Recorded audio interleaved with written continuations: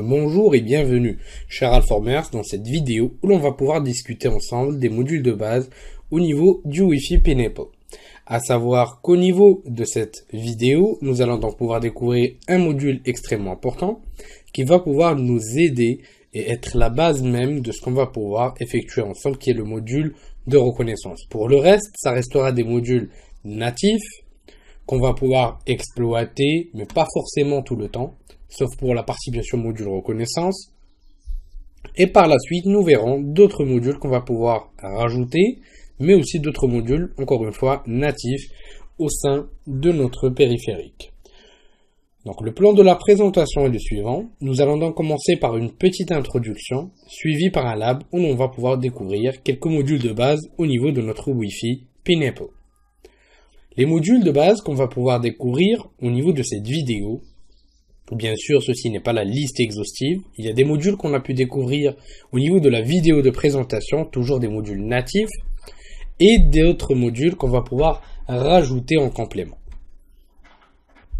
Nous retrouvons d'ailleurs le module de reconnaissance, le module des clients, les filtres, le tracking, la journalisation ou le login, et enfin le reporting. Le module de reconnaissance représente un des modules des plus importants au niveau de notre Wi-Fi Pineapple, et notamment, ce module nous permet de disposer d'un tableau de bord très bien organisé, nous donnant ou nous facilitant la tâche de l'identification des cibles potentielles, ainsi que les clients se connectant au niveau de ces cibles ou qui sont connectés au niveau de cette cible-là. Et l'output, c'est-à-dire le résultat qu'on peut récupérer grâce à ce module-là, va pouvoir nous être extrêmement utile, surtout au niveau des modules filtrage ou encore de la suite PINAP qu'on va pouvoir découvrir au niveau de la prochaine vidéo. Les informations vont donc pouvoir être échangées très rapidement entre modules, c'est-à-dire entre le module PINAP et le module filtrage, de manière très simple, comme on va pouvoir le voir ensemble. Pour accéder au module de reconnaissance, il suffit de se diriger vers notre Wi-Fi Pineapple et ensuite d'aller vers Recon pour reconnaissance. Là, en fait, vous avez le choix. Soit vous allez scanner donc les bandes sur du 2,4 GHz, soit c'est sur du 5 GHz, ou bien les deux. À partir de là, vous pouvez choisir d'effectuer un scan continu, ou bien toutes les périodes T. Dans ce cas-là, ça commence à 30 secondes et ça va jusqu'à 10 minutes. Donc dans notre cas, je vais le laisser sur continu. Ensuite, vous pouvez aussi récupérer le résultat du scan sur un fichier temporaire, donc comme par exemple ce qui est effectué par défaut, mais aussi vous pouvez le récupérer de manière automatisée par la suite. Je vais donc lancer le scan et ce qu'on me dit en fait tout simplement, c'est qu'il faut qu'on démarre la suite ou le module PINAP afin de pouvoir commencer. Nous n'allons pas donc rentrer dans le détail de l'explication de ce module, mais nous allons simplement cliquer sur un Start vu qu'on va avoir une vidéo dédiée à ce module. Donc là, on va pouvoir commencer notre scan. Donc le scan va pouvoir démarrer tout de suite, ou il a déjà démarré. Donc là, on est resté sur du 2,4 GHz. Voilà. Et là, comme vous pouvez le voir, on dispose des différents réseaux qui sont disponibles, mais aussi les clients qui sont connectés au sein de ces réseaux-là. On dispose aussi de l'SSID, en gros, donc pour plus de détails, l'adresse MAC de notre point d'accès, la sécurité établie, s'il y a du WPS, le canal qui est utilisé, la force du signal et la dernière fois que la détection a été effectuée. Pour l'instant, nous allons cliquer donc sur Stop. Comme vous pouvez le voir, donc votre scan est tout simplement disponible au niveau du fichier TMP, donc vu que c'est un résultat temporaire, mais bien sûr, comme je vous l'ai expliqué, vous pouvez récupérer le tout en brut et à partir de là pouvoir l'exploiter donc dans d'autres tâches, quelles qu'elles soient. Ça peut être des tâches tout simplement d'analyse ou autres. Au niveau des résultats du scan, nous allons y revenir. Concernant maintenant le module client, ceci représente tout simplement les clients qui sont connectés au niveau de notre point d'accès ouvert, donc on a pu configurer au niveau de l'initialisation de notre périphérique. Et ça peut être aussi les différents clients qui vont se connecter au faux point d'accès qu'on aura créé par la suite grâce au module PINAP. Donc chose qu'on va traiter au niveau de la prochaine vidéo. Et ici, vous pourrez remarquer donc tout simplement la machine ou ma machine locale, c'est-à-dire donc mon ordinateur portable qui est connecté au niveau du point d'accès ouvert. Vous pouvez aussi le visualiser au niveau tout simplement donc du dashboard principal, donc vous pouvez le récupérer. Et en fait, à partir de là, vous pouvez kicker votre client, c'est-à-dire le mettre hors de votre réseau.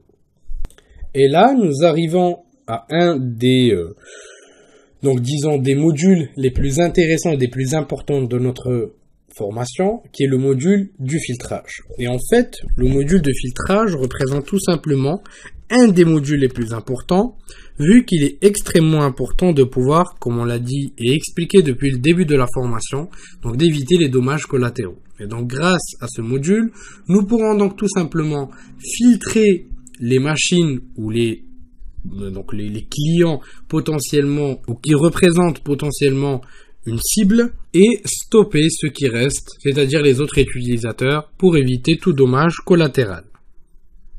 Le filtrage va pouvoir respecter ou aider à respecter ce qui a été établi lors de la première réunion, c'est-à-dire au niveau de la définition du périmètre d'action, à savoir que ce module travaille conjointement et parfaitement avec le premier module qui est le module de reconnaissance.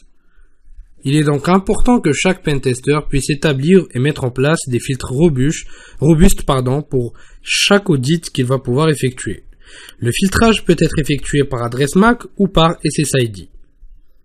À savoir qu'il existe deux modes, le mode Deny et le mode Allow, comme on a pu l'expliquer au préalable lors de l'initialisation de notre périphérique. On se dirige donc vers le module de filtrage et comme vous pouvez le voir, on dispose de la possibilité d'utiliser du filtrage client et du filtrage en mode SSID.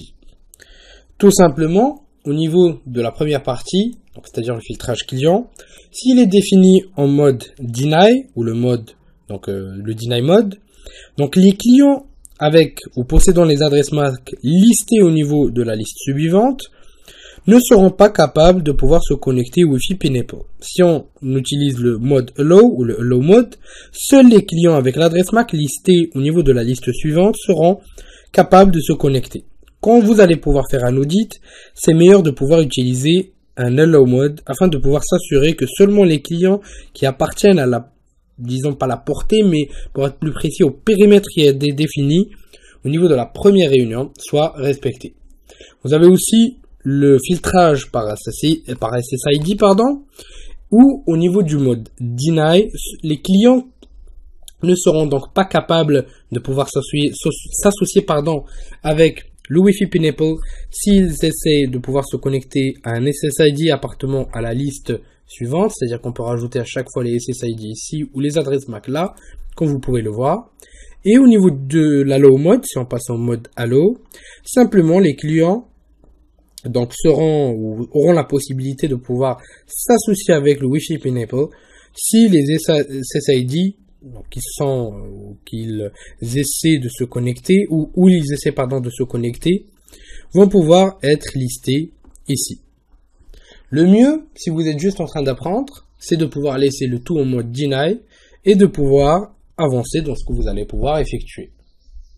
Vous pouvez à chaque moment, cliquant sur le bouton ici, donc faire un clear all et donc supprimer toute la liste.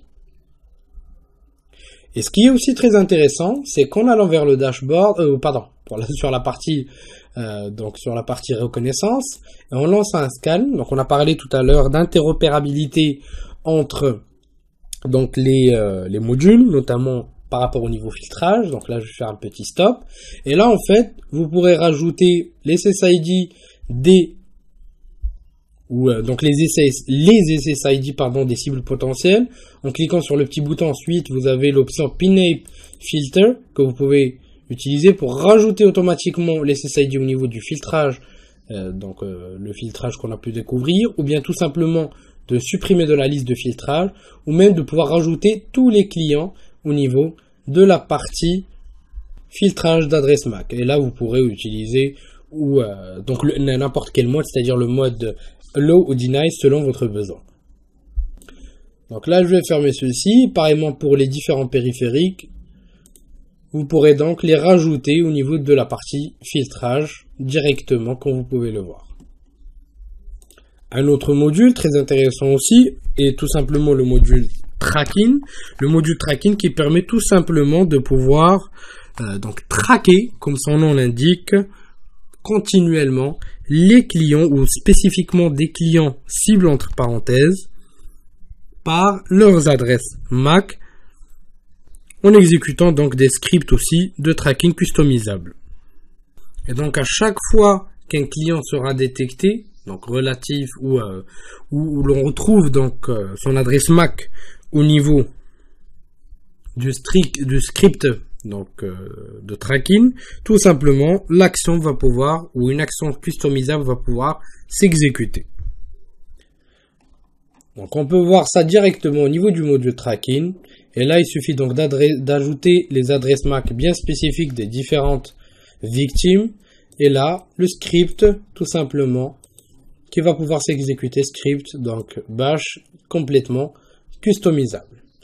Vous pourrez donc aussi envoyer directement les clients au niveau de la partie tracking en cliquant ici. Donc là, add MAC sur la partie tracking.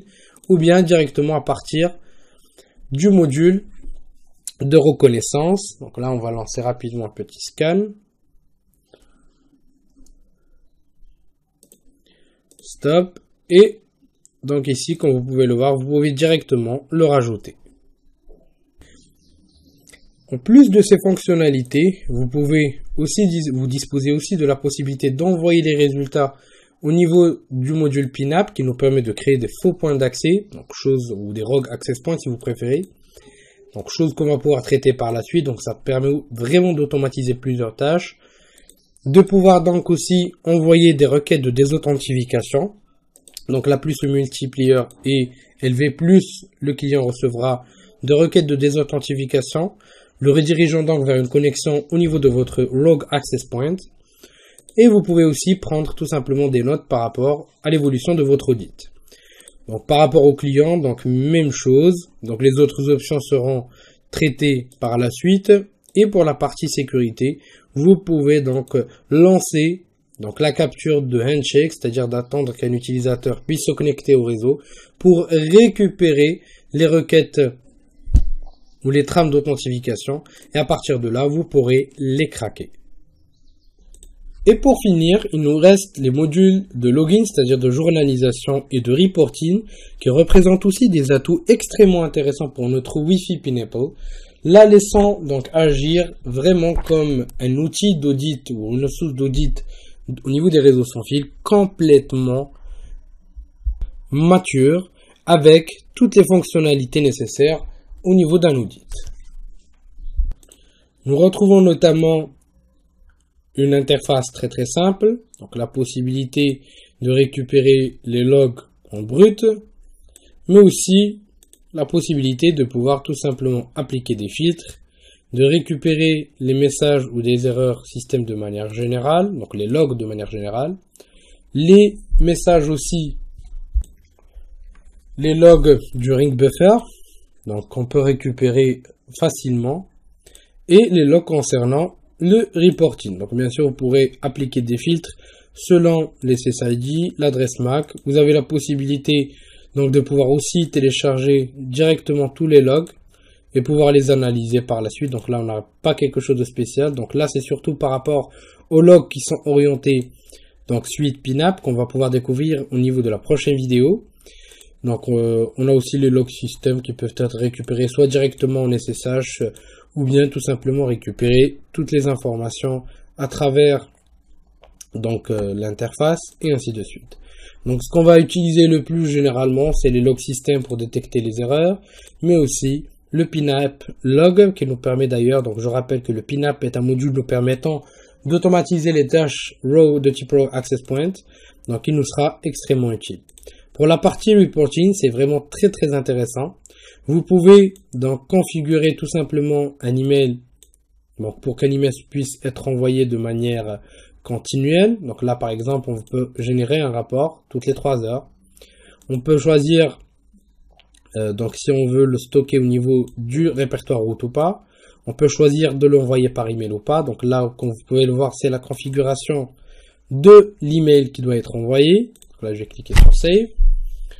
Et là vous avez aussi la possibilité de choisir ce que vous pouvez récupérer au niveau de votre rapport, donc les logs PINA par exemple, et d'autres informations par rapport au tracking de clients, de Probin et ainsi de suite.